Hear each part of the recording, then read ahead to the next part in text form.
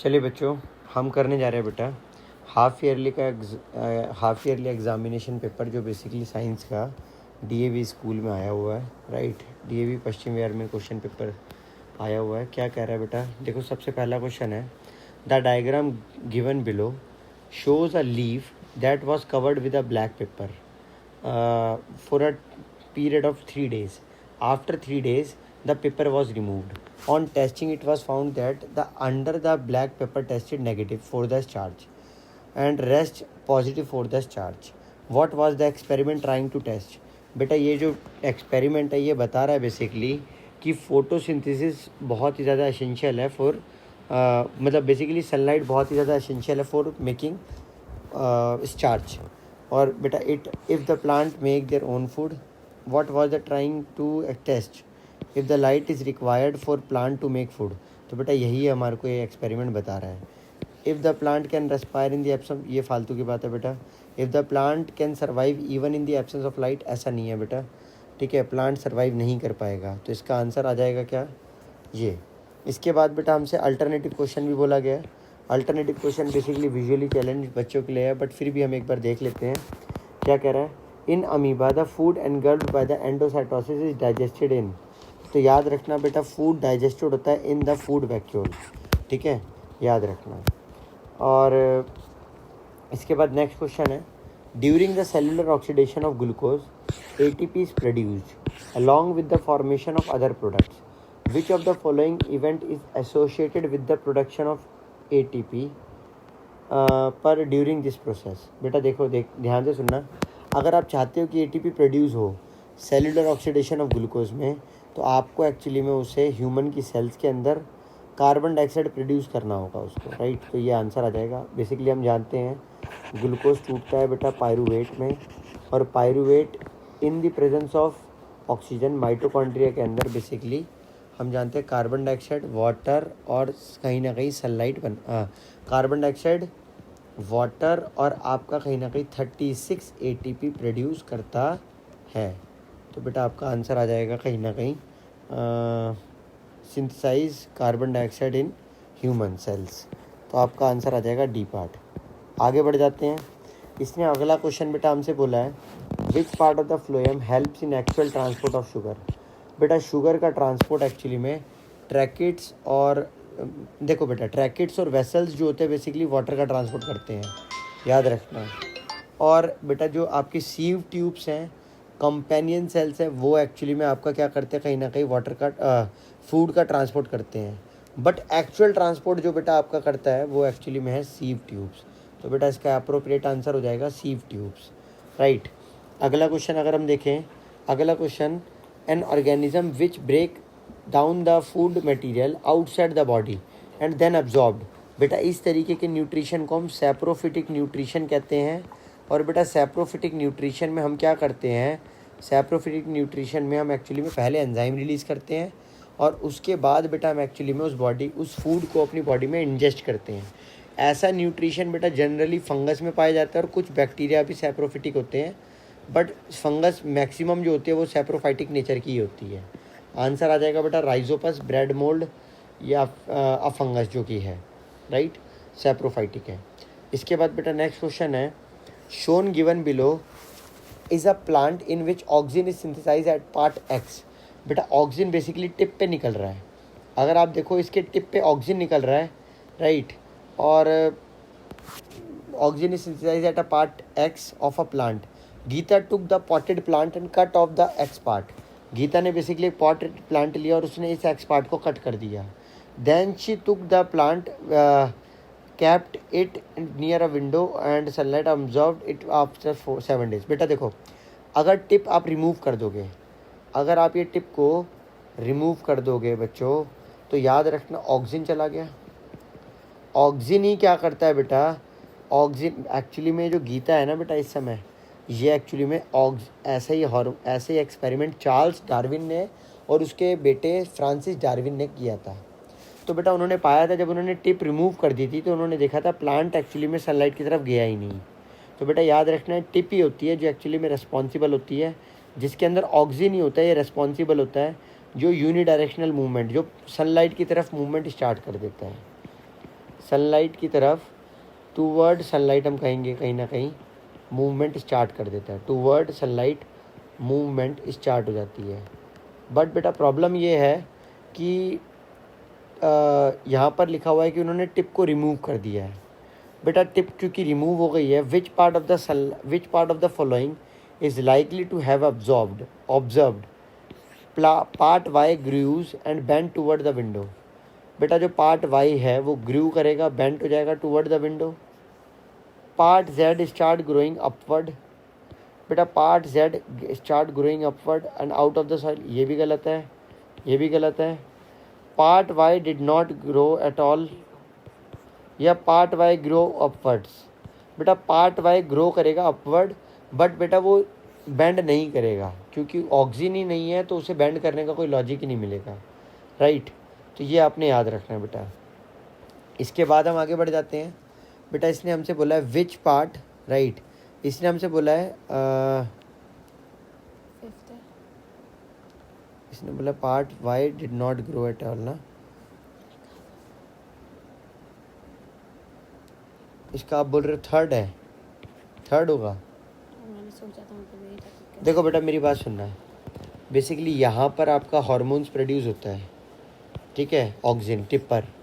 अब बेटा देखो साइटोकाइनिन होता है, सेल डिवीजन कराता है, सेल जिब्रेलिन होता है, सेल की एलोंगेशन कराता है। बट क्योंकि यहाँ पे ऑक्सीजन चला गया है, ऑक्सीजन चला गया तो प्लांट यहाँ से तो ग्रो होगा नहीं, राइट। अच्छा ठीक है, तो बेटा प्लांट ग्रो ही नहीं होगा बच्चा, इसका आंसर एक्चुअली में सी पार्ट ज़्यादा अप्रोप्रिएट है। प्लांट वाई ग्रो नहीं करेगा बेटा, क्योंकि बेसिकली ऑक्सीजन रिमूव हो चुका है तो वो ग्रो नहीं करेगा, राइट। तो बेटा ये आपने याद रखना है। ऐसा होता भी है, इसका रीज़न दे दे तो बच्चों, बेटा याद रखना ऑक्सीजन जो होता है ना, ऑक्सीजन टिप पे रिमूव, इस टिप पे निकलता है। आपने देखा होगा जो माली होता है, माली क्या करता है, माली टिप काट के चला जाता है। तो बेटा जब माली टिप काट के चला जाता है ना, तो याद रखना लेटरल ब्रांचेस ग्रो करती हैं, ये वाली ब्रांच कभी ग्रो नहीं करती। तो बेटा इसकी वजह से इसका आंसर अप्रोप्रिएट सी होगा। इस फिनोमिना को बेटा एक्चुअली में हम बोलते हैं एपिकल डोमिनेंस, कि जो एपिक अपना डोमिनेंस दिखा रहा होता है, बट एक्चुअली में जब ये कट जाता है, तो बेटा एक्चुअली में हमारे लेटरल पार्ट ग्रो होने स्टार्ट हो जाते हैं, इससे हम झाड़ बनाते हैं, इसे हम बोलते हैं हेज मेकिंग। तो हेज मेकिंग के काम में आता है। तो ये कहीं ना कहीं मेरे हिसाब से इसका सी ही करेक्ट है। ये कहीं ना कहीं सेंस कर रहा है, बिल्कुल कर रहा है, ठीक है। चलिए आगे बढ़ जाते हैं बच्चा। बेटा काफ़ी अच्छे क्वेश्चंस आए हैं, एक बार ध्यान से देख लो और समझ लो। बेटा क्या कह रहा है, which hormone is responsible for sale division and growth in plant. बेटा साइटोकाइनिन जो होता है सेल की डिवीजन के लिए रिस्पॉन्सिबल है, याद रखना। बेटा हम ऑक्सीजन नहीं लिखते फर्स्ट टर्म में, याद रखना। सेकंड टर्म में बेटा हम ऑक्सीजन लिख देते हैं। तो नेक्स्ट क्वेश्चन है बच्चों, देखो अब जरा क्या कह रहा है हमसे पार्ट क्वेश्चन नंबर 5 के बाद। कह रहा है कि read the following given statement about the lymph. Lymph के बारे में एक्चुअली में क्वेश्चन पढ़िए और सेलेक्ट द करेक्ट। देखो लिम्फ के बारे में हमें करेक्ट बताना है क्या लिखा है। देखो बेटा लिम्फ के बारे में बात चल रही है, तो अब ज़रा ध्यान से सुनना। Lymph vessels carry lymph through the body and finally open into a large arteries. बेटा लिम्फ वेसल्स जो होती है वो लिम्फ कैरी करती हैं। Lymph vessels carry lymph through the body and finally opens into large arteries. बेटा ये गलत है, लिम्फ जो होती है जाके वेन में ओपन होती है, तो ये गलत है। Lymph contain some amount of plasma, ये बिल्कुल राइट है। प्रोटीन्स बेटा बहुत ही कम होते हैं एंड ब्लड सेल्स, ब्लड तो होता ही नहीं बेटा, तो ये तो बिल्कुल ही गलत है। फिर बेटा बात आती है lymph contain some amount of plasma protein and RBC. बेटा फिर मैं आपसे बोल रहा हूँ कि उसमें एक्चुअली में आरबीसीज वगैरह नहीं होती। बेटा इसके बाद आ जाएगा आपका बेटा ऐसे तो फिर गड़बड़ हो जाएगा, कहीं ना कहीं करेक्ट बताना है। अब lymph contain some amount of plasma blood cells RBCs, क्या करें इसका, अब ज़्यादा अप्रोप्रिएट कहीं ना कहीं सी हो जाएगा, इसका बी हो जाएगा। ब्लड सेल्स थोड़ी बहुत हो जाता होगा, ड्रेन आउट हो जाती हैं, तो उस वजह से सेकंड वाली बात आप सही मान लो। और lymph carries lymph through which finally open into large veins, ये बात भी सच है। तो बेटा इसका appropriate answer second and fourth हो जाएगा। बट इसके बारे में हमारी एनसीईआरटी ने कहीं से कहीं तक जिक्र नहीं किया है। बट बेटा ये थोड़े से अच्छे क्वेश्चन हैं, ठीक है, थोड़ा सा अच्छा पेपर बनाया गया है।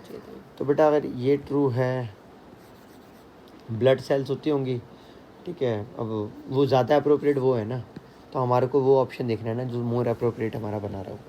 अब बेटा देखना, in plants waste product like resin और गम्स आर स्टोर्ड इन, याद रखना बेटा ओल्ड जाइलम के अंदर स्टोर होता है, हमें याद रहेगा, राइट। ये क्वेश्चन हम बेटा हमने करा भी है discuss.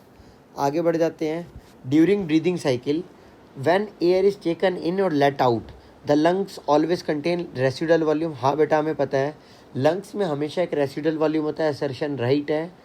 Residual volume of air present in lung during the breathing cycle ensure that exchange of oxygen and carbon dioxide takes place continuously, बेटा बिल्कुल दोनों बातें एकदम करेक्ट है, आंसर ए हो जाएगा बेटा, राइट। अब अगले पर आ जाते हैं। Neurotransmitter are the chemical substance that help in, neurotransmitter are the chemical substance that help in transmission of nerve impulse, बेटा ये बात बिल्कुल सच है, वो केमिकल सब्सटेंस होते हैं। मैंने आपको बोला था न्यूरो ट्रांसमीटर का एक और भाई होता है डोपामाइन। देखो अब एनसीईआरटी में न्यूरो ट्रांसमीटर नहीं लिखा है, बट आपके स्कूल की टीचर ने दिया है मतलब ये क्वेश्चंस, तो मतलब कहीं ना कहीं वो अच्छा लेवल पढ़ा रहे हैं। सिमिलर वे में डोपामाइन होता है, याद रखना डोपामाइन भी कहीं ना कहीं एक केमिकल सब्सटेंस है जो कहीं ना कहीं ट्रांसमिशन ऑफ नर्व इम्पल्स करता है। बेटा आप देखो पार्ट बी में क्या लिखा हुआ है, रीजन में neurotransmitter travel from dendrite of one neuron to the nerve ending of other neuron, dendrite of one neuron to nerve ending of the next neuron. बेटा यहाँ पर ये कहीं ना कहीं रॉन्ग होता हुआ नजर आ रहा है, एक मिनट सुनना, dendrite of one neuron to nerve ending of next neuron क्यों, वो ये आएगा ना nerve ending of same neuron, right, not dendrite, right. Assertion सही है बच्चों, रीज़न तो मुझे फॉल्स नज़र आ रहा है, राइट। तो बेटा इसका आंसर जो हो जाएगा वो हो जाएगा आपका कहीं ना कहीं C option, right, C part. आगे बढ़ जाते हैं बच्चों। इसके बाद हमसे कह रहा है identify the part of the brain responsible for controlling the following actions और फंक्शंस, राइट।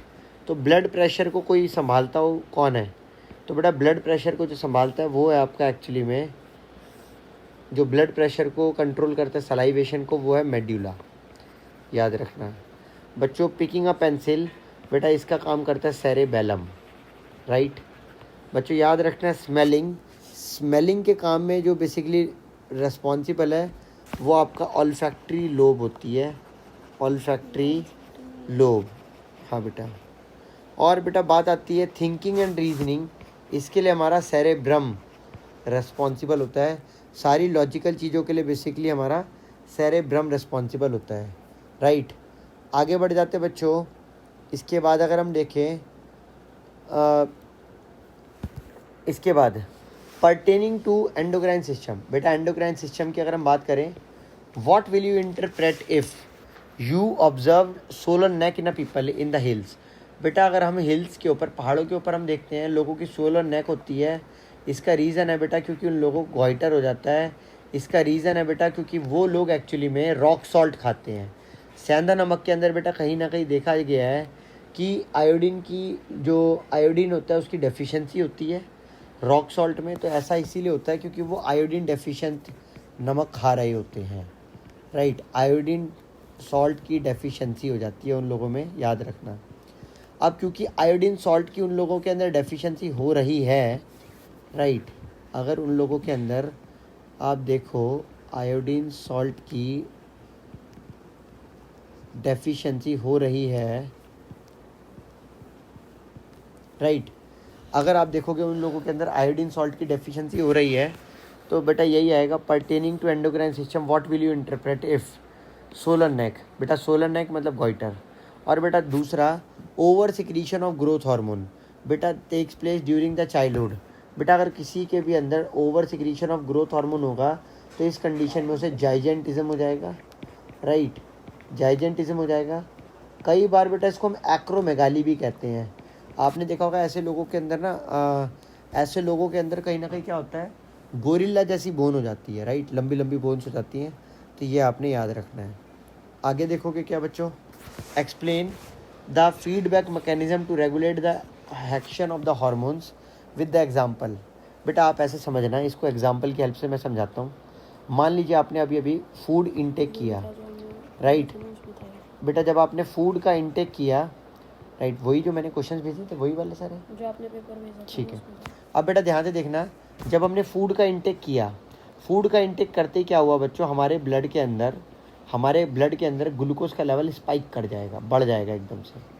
हमारे ब्लड के अंदर ग्लूकोज का लेवल एकदम से जो बढ़ेगा, तो बच्चे याद रखना होगा क्या, अल्टीमेटली हमारा जो इंसुलिन है वो उस ग्लूकोज को कन्वर्ट करना स्टार्ट कर देगा, और वो उस इंसुलिन हमारा ग्लूकोज को कन्वर्ट करके वो उसे कन्वर्ट कर देगा बेटा ग्लूकोज को किस में, वो हमारा जो फूड का इंटेक जैसे ही बढ़ेगा, हमारे फूड का इंटेक होने पर ग्लूकोज का लेवल जैसे ही बढ़ेगा, तो हमारा जो इंसुलिन है उसे ग्लाइकोजन में बदल देगा लीवर के अंदर। बट याद रखना बेटा, जैसे ही हमारा थोड़ी देर के बाद लेवल ड्रॉप होगा, राइट, जैसे हमने एक सफिशिएंट अमाउंट में ग्लूकोज को हमने अपने ग्लाइकोजन के अंदर स्टोर कर दिया होगा लीवर के अंदर, तो हमारा ग्लूकोज का लेवल जैसे ही डिक्रीज डाउन करेगा, हमारा ब्लड के अंदर ग्लूकोज लेवल डिक्रीज़ करेगा, तो वैसे ही बेटा इंसुलिन का जो अभी तक रिलीज़ हो रहा था, वो इंसुलिन का रिलीज़ अब स्टॉप हो जाएगा। अब वो इंसुलिन का रिलीज़ स्टॉप हो गया बेटा, यही है एक्चुअली में फीडबैक मैकेनिज़्म। मतलब स्टार्ट हो गया, पहले बेटा स्टार्ट हो गया था, आप देखो इंसुलिन का रिलीज़ स्टार्ट हो गया था, अब इंसुलिन का रिलीज़ स्टॉप हो गया। ये स्टार्ट होना, फिर स्टॉप होना, फिर स्टार्ट होना, फिर स्टॉप होना। आप फिर से रात का मील लेंगे, जैसे ही आप रात की मील लेोगे अपने घर पर, फिर से आप देखोगे आपके अंदर इंसुलिन का लेवल हाई हो जाएगा। फिर आप देखोगे आपके अंदर कहीं ना कहीं over a period of time 3 घंटे 2 घंटे के अंदर इंसुलिन का लेवल फिर से डिक्रीज डाउन कर जाएगा। फिर से आप जब सुबह सुबह उठ करके नाश्ता लोगे, फिर से आप देखोगे कहीं ना कहीं ग्लूकोज इंसुलिन का लेवल इंक्रीज़ कर जाएगा। ये कहलाता है बेटा फीडबैक मैकेनिज़्म। आगे बढ़ जाते हैं बच्चों। इसने बोला touching of flame suddenly is a dangerous situation for us. सच बात है बेटा, हमारे अंदर हमारे को आग को टच करना एकदम डेंजरस सिचुएशन होती है, और इसकी possibility one way to think consciously, एक तो तरीका है बेटा सोचे हम, बट आप जानते हो, और अपना हाथ हटाएं, और दूसरा हमारी बॉडी ने डिज़ाइन करा है बेटा, वो क्या है सिचुएशन जो हमारी बॉडी ने डिज़ाइन करी है, तो बेटा उसको हम बोलते हैं रिफ्लेक्स एक्शन। रिफ्लेक्स एक्शन है बेटा उस प्रोसेस का नाम जो हमारी बॉडी ने डिज़ाइन करा है ऐसी इमरजेंसी सिचुएशन से बचने के लिए। ये आपने याद रखना है। और बेटा ये भी आपने याद रखना है, name and briefly explain the response by which we can protect our selfs in the situation mentioned above. तो बेटा इन सिचुएशंस में अपने आप को हम ऐसे ही बचा सकते हैं रिफ्लेक्स एक्शन को प्रोड्यूस करके।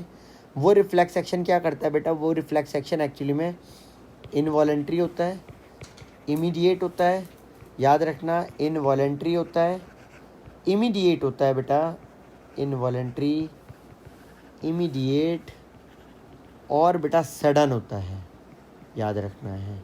सडन, इमीडिएट, इनवॉलेंट्री रिस्पॉन्स होता है, और बेटा विदाउट आवर कॉन्शियसनेस होता है। ये लिखा ही हुआ है ऊपर, तो इसको रहने देते हैं। और बेटा जिसकी वजह से वो नैनो मतलब फ्रैक्शन ऑफ सेकंड्स के अंदर हमारा विड्रॉल कर देगा, हमारे हाथ को पीछे खींच लेगा, तो हमारा विड्रॉल हो जाएगा। जो भी चीज़ जो भी हमारे टच में आ गई है उस गर्म चीज़ के, जो उस फ्लेम के टच में आएगी, और हम एक्चुअली में कहीं ना कहीं इंजर्ड होने से लेस हार्म्ड होंगे, कहीं ना कहीं हम बच ही जाएंगे, हम कहेंगे अपने आप को हम लेस इंजर्ड हुए, राइट। आई होप यहाँ तक समझ आ गया होगा। और what is the role of motor and relay neuron in above case.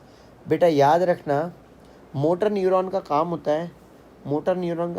है बेटा स्पाइनल कॉर्ड से, याद रखना मोटर न्यूरॉन का काम होता है स्पाइनल कॉर्ड से इन्फॉर्मेशन को इफेक्टर ऑर्गन तक लेकर के जाना, राइट। जिस ऑर्गन को प्रभाव हो रहा है, जिस ऑर्गन को जल रहा है वो, या जो भी जलने के कांटेक्ट में आ रहा है, उस इफेक्टर ऑर्गन तक मैसेज को कंडक्ट कराना, ये तो काम होता है बेटा मोटर न्यूरॉन का। बात आती है रिले न्यूरॉन की, तो बेटा रिले न्यूरॉन जो होते हैं वो कहीं ना कहीं लिंक बनाते हैं मोटर और सेंसरी न्यूरॉन के बीच में। तो याद रखना दे लिंक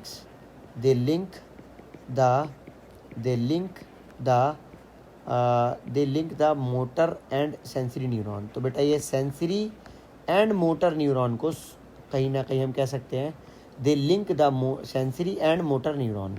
तो बेटा जो ये आपके रीले न्यूरॉन होते हैं, ये कहीं ना कहीं ये आपका कनेक्शंस बनाते हैं सेंसरी और मोटर न्यूरॉन के बीच में, ये आपने याद रखना है। आगे बढ़ जाते हैं बच्चों, क्या कह रहा है, draw a labelled diagram of structural and functional unit of kidney. बेटा structural and functional unit of kidney and what it is called बेटा, इट इज़ कॉल्ड नेफ्रॉन।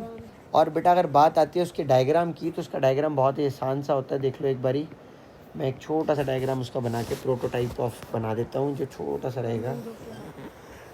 ये देखो बेटा, ये आपका रहता है कुछ इस तरह से, नेफ्रॉन का डायग्राम इस तरह से कुछ रहता है। इस तरह से आप देखोगे कि उसके अंदर बेटा हमारी ये रहती है आपकी, ये कुछ उसकी इस तरह से आप देखोगे। ओहो, राइट, ये बेटा आपका कहीं ना कहीं इस तरह से रहती है आपकी किडनी। राइट, ये आपने याद रखना है। ये आपकी कुछ इस तरह से रहती है बेटा, ये कलेक्टिंग डक्ट है आपकी। राइट, समझ आ गया। नाउ अगर आपको यहाँ तक डन है तो अब मेरी बात ज़रा ध्यान से सुनना बेटा। ये आपका नेफ्रॉन के अंदर ये आती है आपकी कहीं ना कहीं आती है, हम कह सकते हैं रीनल आर्टरी, जो यहाँ पर आकर के कहीं ना कहीं बहुत सारा टफ्ट बंच बनाती है, और यहाँ पर ये बहुत ज़्यादा अच्छे तरीके से कॉइल्ड हो जाती है।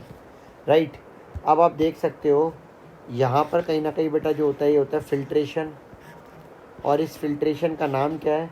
इस फिल्ट्रेशन को बेटा हम बोलते हैं ultra filtration. Ultra filtration, right, ultra filtration. याद रखना बेटा, ये जो आपकी रीनल आर्टरी होती है, ये इसके चारों तरफ कॉइल्ड कर जाती है कुछ इस तरह से, ये आपने याद रखना है। इस तरह से बेटा बेसिकली आप कर लेंगे इसको, इस तरह से आप कर लेंगे, ऐसे बना लेंगे।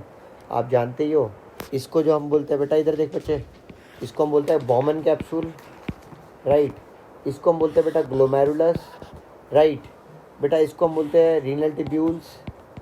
राइट, ये भी आपकी रीनल टिब्यूल्स हैं, ये भी आपकी रीनल टिब्यूल्स है, और ये भी आपकी कहीं ना कहीं रीनल टिब्यूल्स हैं बेटा। इसको हम बोलते हैं कलेक्टिंग डक्ट। ये आपने याद रखना है, ये आपका कलेक्टिंग डक्ट है। आई होप यहाँ तक सारी बातें समझ आ गई होंगी। लेबलिंग करने के लिए कहा था बेटा, एंड स्टेटिंग देयर नेम, हमने नाम भी लिख दिए हैं, आपके सामने हैं बेटा। चलिए आगे बढ़ जाते हैं बेटा। Part of nephron where the maximum reabsorption and water and salt takes place. बेटा रीनल टिब्यूल्स आएगा। अगर एग्जैक्टली नाम पूछा गया है तो बेटा ये होता है एक्चुअली में, इसे हम बोलते हैं हेनलीज लूप, बट मेरे हिसाब से ये नहीं होगा नाम, रीनल टिब्यूल्स ही होगा आपके अकॉर्डिंग, आपके लेवल पर। बेटा पार्ट दैट कलेक्ट्स यूरिन, बेटा इसको हम बोलते हैं कलेक्टिंग डक्ट। बेटा पार्ट दैट इनिशियली फिल्ट्रेट, बेटा वो फिल्ट्रेशन जो करता है वो होता है ग्लोमेरुलस। याद रखना, part that collect the initial filtrate, अच्छा सॉरी बेटा, कलेक्ट करने की बात करी है, कलेक्ट जो करता है बेटा वो है बॉमन कैप्सूल। याद रखना, cup shape structure, U shape structure, जिसे हम बोलते हैं बॉमन कैप्सूल्स। बेटा मैंने ऐसा करता हूँ, नाम लिख देता हूँ, मुझे लग रहा है कि कहीं आपको ना समझ आए। बेटा बॉमन कैप्सूल, ये आपने याद रखना है बच्चा। कलेक्टिंग डक्ट, ये आपने याद रखना है, कलेक्टिंग डक्ट। राइट, आगे बढ़ जाते हैं, और बेटा इसका नाम है renal tubules. Renal tubules, right, आगे बढ़ जाते हैं। बेटा बोल दो ना, आप पढ़ रहे हो, आपको कंसंट्रेशन नहीं बन रहा है। इधर देख लो, अगला क्वेश्चन है, how is the amount of urine produce regulated in the body. बेटा हमारा जो अमाउंट यूरिन का बनता है वो कैसे रेगुलेट होता है बॉडी में। बेटा याद रखना, ये भी कहीं ना कहीं जो हमारा यूरिन बनता है कैसे रेगुलेट होता है, ये भी हमारा ना एनसीईआरटी का ब्लू कलर के एक बॉक्स में लिखा हुआ है, येलो कलर के एक बॉक्स में। अब इस बात को समझना बेटा, याद रखना बेटा, देखो हमारा जो हमारा ना, याद रखना बच्चा, सुन लेना एक बारी, हमारी किडनी है, हमारी किडनी के पास ब्लड आ रहा है। बेटा कौन सा क्वेश्चन था ये वाला? ये क्वेश्चन था बच्चों हमारे पास क्वेश्चन नंबर 13 का ए पार्ट। राइट, क्वेश्चन नंबर 13 का ए पार्ट। ये बेटा हमारे पास कहीं ना कहीं क्या है, ये हमारे पास है किडनी। बेटा ये किडनी के पास कहीं ना कहीं जो है ये ब्लड आ रहा है पीछे से, और ये जो ब्लड आ रहा है लेकर के, वो कौन है? वो है रीनल आर्टरी। वो कौन है बेटा? Renal artery.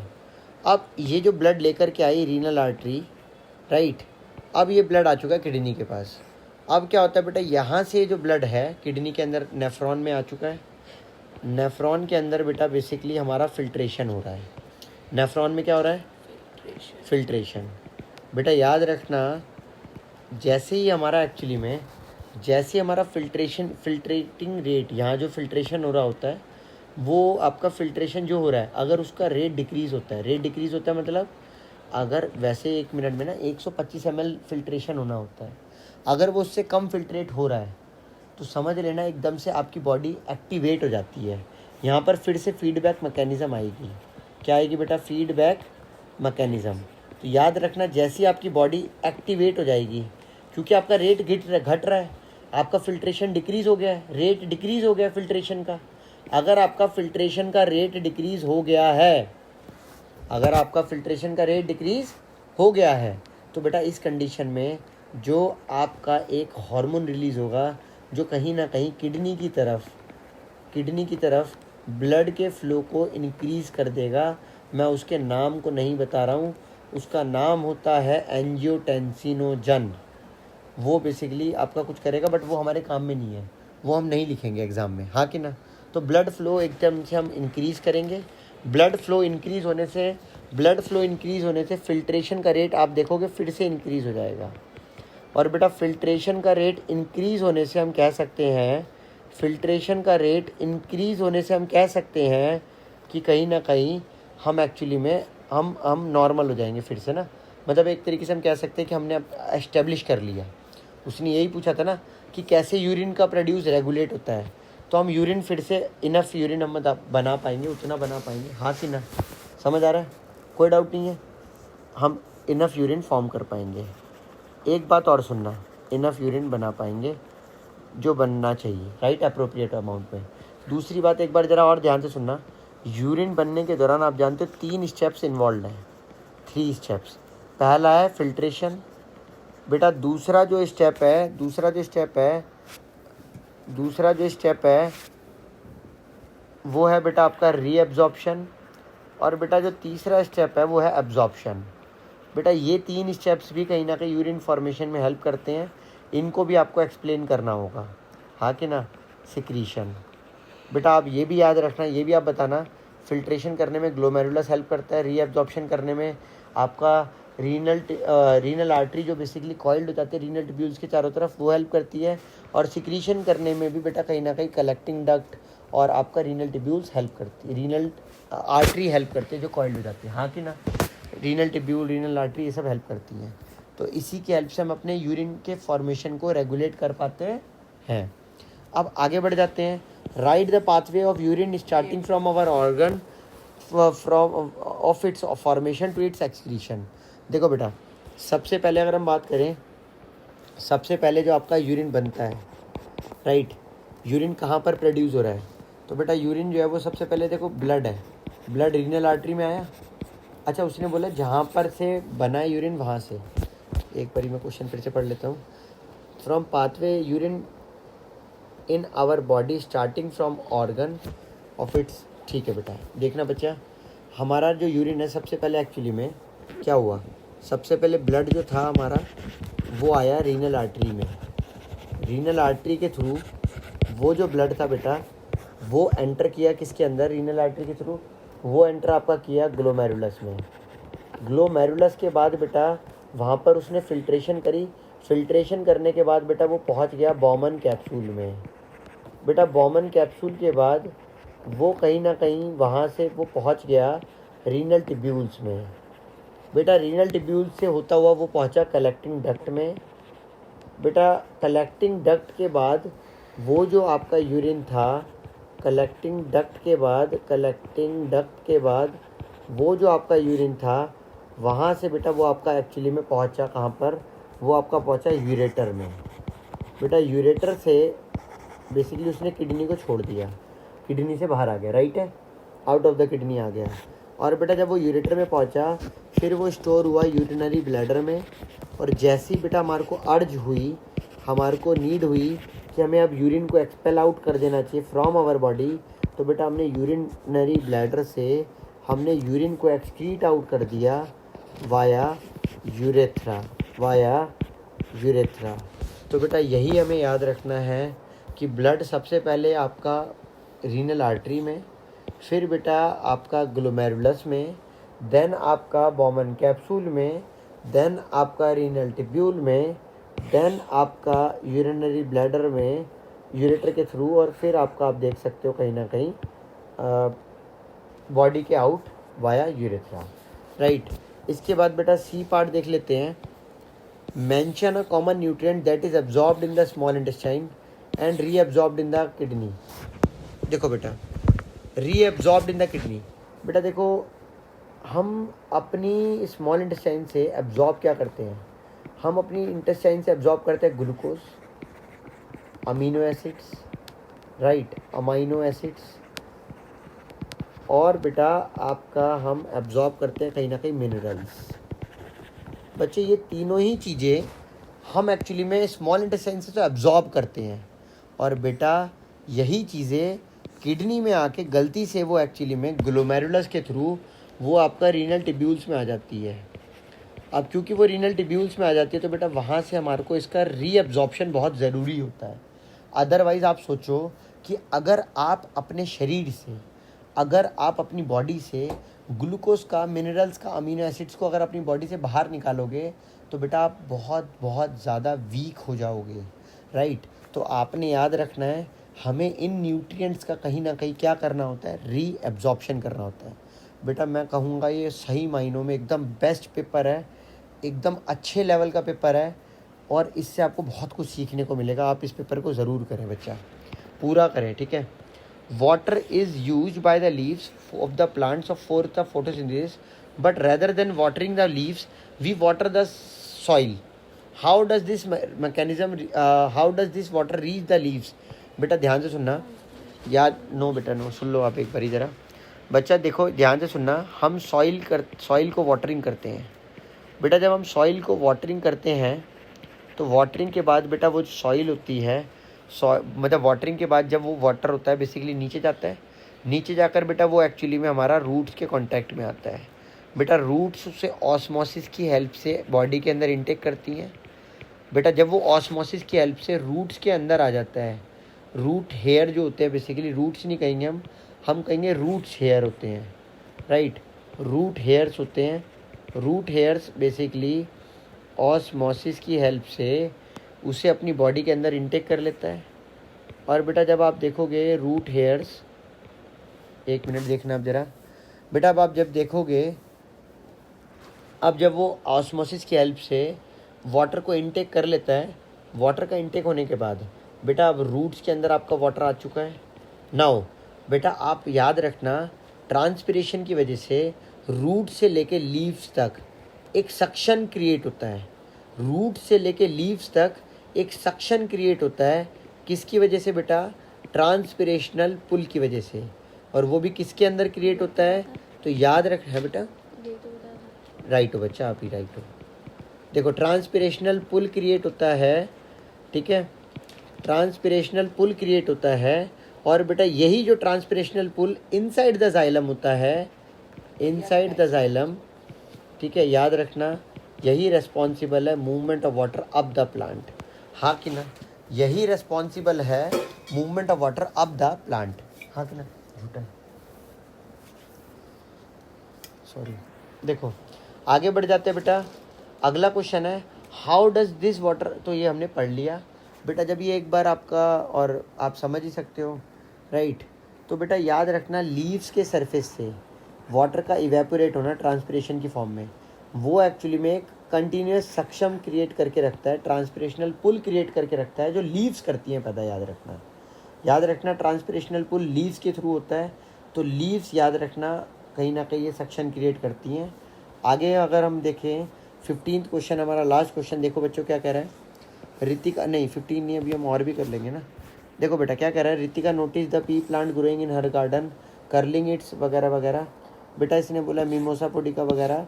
इसने बोला which stimulus bend the movement of the tendril. याद रखना बेटा टेंड्रिल की जो मूवमेंट होती है, टच के खिलाफ। आप देखो जो मनी प्लांट होता है उसमें कहीं ना कहीं टेंड्रिल एक सपोर्ट के चारों तरफ गोल घूमती चली जाती है।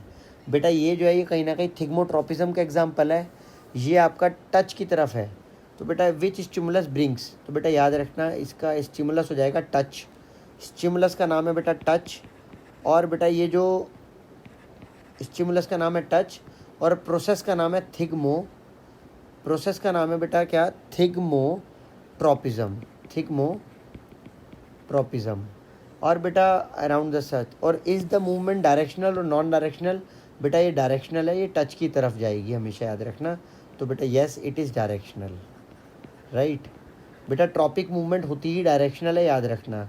नेस्टिक मूवमेंट जो होती है वो नॉन डायरेक्शनल होती है, ये क्योंकि ट्रॉपिक मूवमेंट का पार्ट है तो ये डायरेक्शनल ही होती है। आगे बढ़ जाते हैं बच्चों।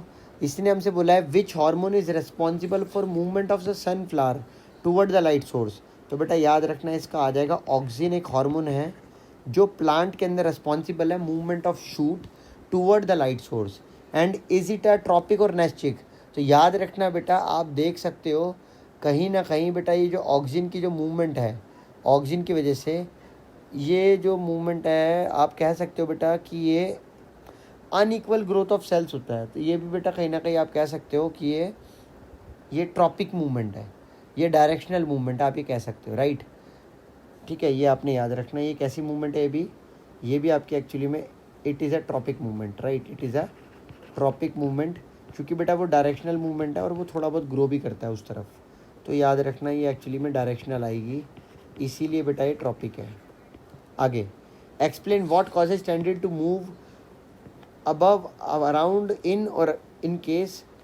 और बेटा ये तो हमने पढ़ लिया, इसका आंसर तो हमने अभी भी कर लिया। एक्सप्लेन व्हाट कॉजेज, तो बेटा दिस कॉजेज बाय ऑक्सिन। बेटा याद रखना एक बड़ी इंपॉर्टेंट बात जो मैं आपको बताना चाहता हूँ वो ये कि अगर प्लांट इस तरह से अगर मूव करता है तो याद रखना ऑक्सिन हमेशा शेडी पार्ट में रिलीज़ होगा। अगर प्लांट इस तरह से मूव करता है लाइक दिस, तो बड़ी इंपॉर्टेंट बात जो ये है कि बेटा ऑक्सिन हमेशा शेडी पार्ट में रिलीज़ होगा। ये इंपॉर्टेंट बात है कि ऑक्सिन ऑलवेज उस साइड पर रिलीज़ होता है जहाँ पर कर्वेचर बड़ा होता है।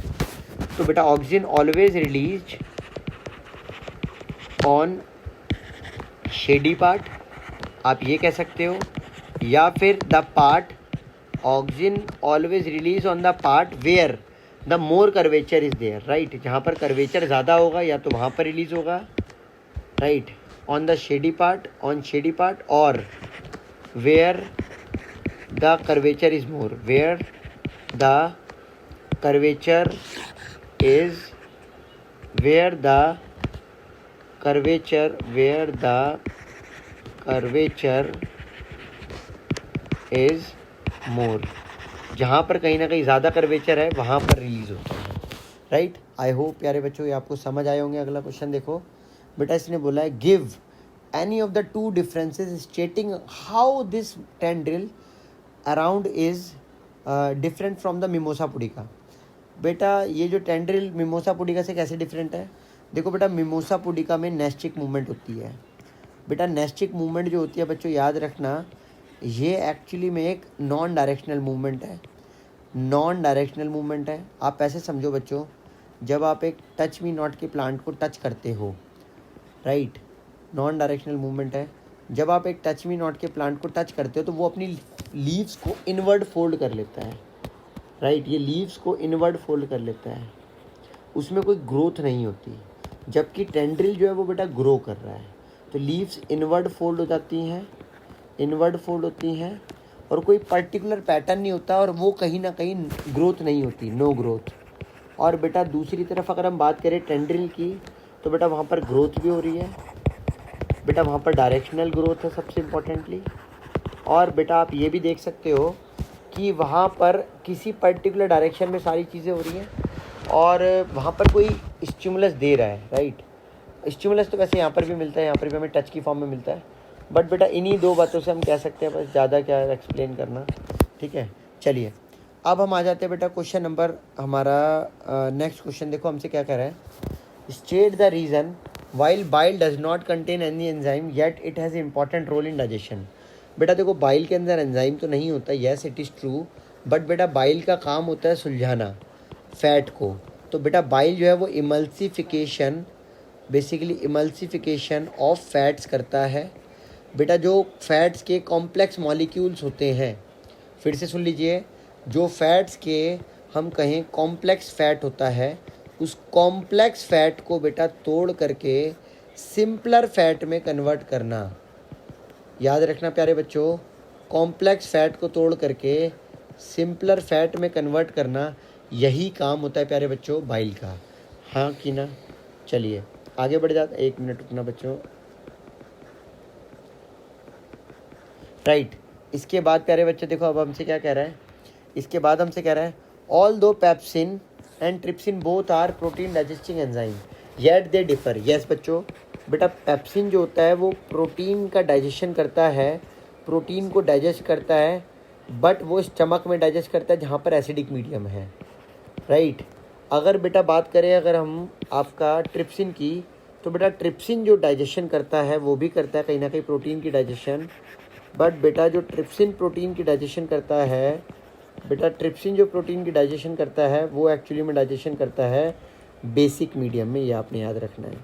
तो बेटा कहीं ना कहीं पेप्सिन एसिडिक मीडियम में, ट्रिप्सिन बेसिक मीडियम में, ट्रिप्सिन आपका बेटा एक्चुअली में इंटेस्टाइन में डाइजेशन कर रहा है, ये इंटेस्टाइन ये आपका स्टमक में डाइजेशन कर रहा है।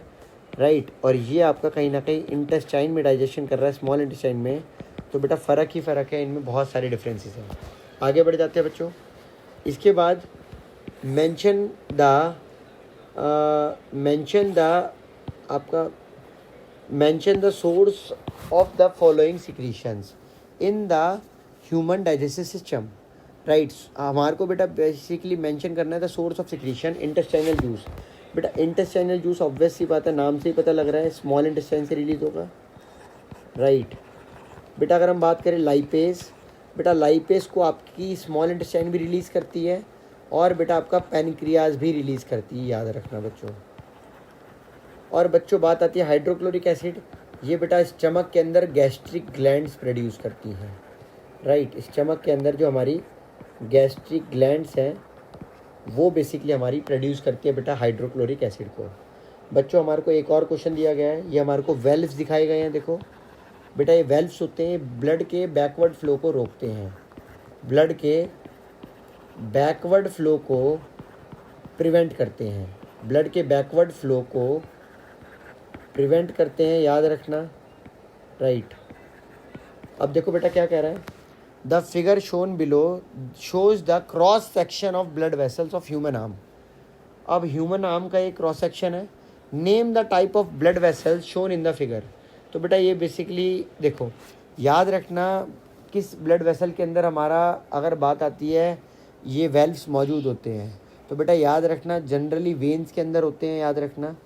ठीक है, तो वेन्स के अंदर बेटा रहते हैं, तो सबसे पहली बात आ जाएगी बेटा veins, type of blood vessels में आ जाएगा आपका वेन्स। बेटा दूसरा हमसे कहा गया है बच्चों क्या, जस्टिफाई योर आंसर। तो बेसिकली हमें जो जस्टिफाई वो यही करना है कि बेटा ये देखो हम पी और क्यू क्या है। देखो बेटा पहली बात ध्यान से सुनना, ब्लड ये ना हमेशा एक्चुअली में ब्लड यहाँ से यहाँ जा रहा होगा। राइट, ब्लड इस तरह से जा रहा होगा, तो पी एक न्यूट्रल सब्सटेंस है। नहीं ऐसा नहीं है, कहाँ लिखा है पी न्यूट्रल सब्सटेंस है, ये तो गलत लिखा है बेटा। ठीक है, ऐसा नहीं है, 1 मिनट रुक जाओ। State the direction of the flow of blood in such vessels. बेटा वेन्स के अंदर काम होता है, याद रखना वेन्स का हमेशा काम होता है ब्लड को टूवर्ड हार्ट लेकर के जाना। ठीक है, बट बेटा मेरे को पता नहीं क्योंकि ना ये लग रहा है जैसे ये आर्टरी भी हो सकती है।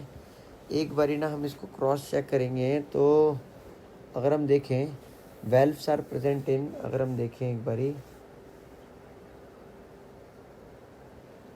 तो बेटा valves are primarily found in human heart controlling the, बिल्कुल राइट है, and into arteries and veins. Right, into arteries and veins. तो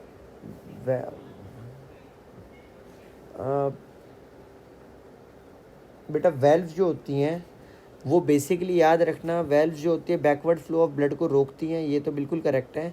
और बेटा जनरली वेन्स में ही होती हैं, तो बेटा वेन्स ही मान लो। अब मेरी बात सुनो, अगर ये वेन्स में ही है तो अब मेरी बात सुनना बेटा, वेन्स का काम होता है ब्लड को टूवर्ड हार्ट लेके जाना। फिर से सुन लो, वेन्स का काम होता है ब्लड को टूवर्ड हार्ट लेकर के जाना।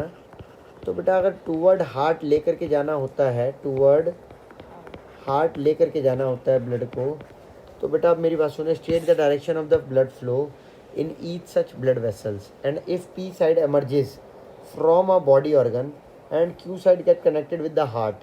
बेटा अगर Q side connected with the heart है तो ये पक्का राइट एट्रियम होगा, क्योंकि और बेटा ये अगर आपका कनेक्टेड है बॉडी से, बॉडी के पार्ट से, तो बेटा इसका मतलब पता है ये वेन कौन सी वेन है बच्चों? ये वेन वेना कावा है, क्योंकि बेटा वेना कावा ही जो होती है, सुपीरियर और इन्फीरियर वेना कावा जो होती है वही एक्चुअली में टूवर्ड द हार्ट ब्लड लेके जाती हैं और बॉडी पार्ट से। तो बच्चों ये तो बड़ा आसान हो गया आपके लिए करना। ये वेन इस समय जो थी ये वेना कावा थी। आई होप ये आपको समझ आया होगा। और इसके बाद बेटा देखो एक और हमारे को पार्ट दिया गया, काफ़ी लॉन्ग क्वेश्चन पेपर है, देख लो। Which chamber of the heart ABCD, right, हमारे सामने लिखा हुआ है which chamber of the heart ABCD, और हमारे से बोल रहा है कि which chamber of the heart ABCD ABEF pumps blood to the lungs for oxygenation. तो बेसिकली कौन सा चैम्बर जो होता है बेटा ब्लड भेजता है ऑक्सीजनेशन के लिए? तो याद रखना बेटा, ये आपका राइट एट्रियम है, ये आपका राइट वेंट्रिकल है। बेटा यहीं से ब्लड ऊपर की तरफ जाता है ऑक्सीजनेशन के लिए। तो बेटा इसका आंसर होना चाहिए ए पार्ट, पहली बात। और बेटा name the blood vessels which carries it to the lung. बेटा ब्लड वेसल्स का जो नाम होगा वो होगा बच्चों क्या? वो होगा पल्मोनरी आर्टरी, ये आपने याद रखना है, राइट। फिर से बोल रहा हूँ पल्मोनरी, अरे रुकना बच्चों, पल्मोनरी आर्टरी इसका नाम होगा, जिसका काम है ब्लड को लेकर के जाना। अब हम आगे बढ़ जाते हैं। Identify the chamber that receives the oxygenated blood. बेटा किस चैम्बर के अंदर ऑक्सीजनेटेड ब्लड आता है? तो वो भी आप याद रखना, यहाँ पर ही ब्लड आता है एक्चुअली में ऑक्सीजनेटेड ब्लड। तो बेटा मेरे हिसाब से तो ये F ही होगा, आपका ब्लड यहाँ पर ही आएगा। और अगर F आएगा तो बच्चों ये एक्चुअली में आपका हो जाएगा क्या? ये हो जाएगा आपका लेफ़्ट एट्रियम। लेफ़्ट एट्रियम ही होता है बेटा जहाँ पर एक्चुअली में ब्लड आता है, वो भी ऑक्सीजनेटेड। तो बेटा हो जाएगा आपका चैम्बर नंबर F। और name the blood vessels which bring it. तो याद रखना बेटा पल्मोनरी वेन इसे लेकर के आती है। ब्लड वेसल का नाम हो जाएगा बच्चों क्या? Pulmonary vein. मैं लिख देता हूँ यहाँ पर पल्मोनरी वेन। बेटा इसके बाद हमसे क्या कह रहा है? इसके बाद हमसे कह रहा है why do muscular walls of chamber A and B are thicker than the E and F। बेटा ए की वेंट्रिकल है A एंड B, तो बेसिकली जो A एंड B है वो A है इस समय राइट वेंट्रिकल और B है इस समय लेफ्ट वेंट्रिकल। बोल रहा है इनकी वॉल्व्स थिक है E और F से। E है बेटा राइट एट्रियम, F है बेटा आपका लेफ्ट एट्रियम, इनसे थिक है। रीज़न क्या है बेटा? रीज़न सिंपल है, वेंट्रिकल्स की वॉल्स इसीलिए थिक होती है because they have to pump the blood, because they have to pump the blood against the gravity, because they have to pump the blood against the gravity, blood against the gravity, right. ये आपने याद रखना है, blood pump the blood against the gravity.